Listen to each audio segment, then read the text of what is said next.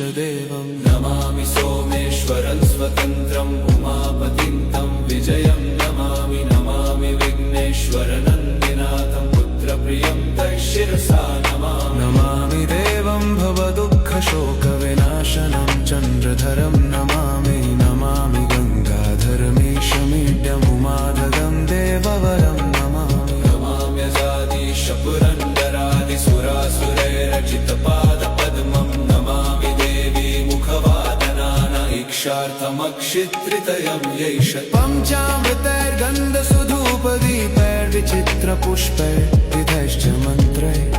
अन्नप्रकारैः सकलोपचारैः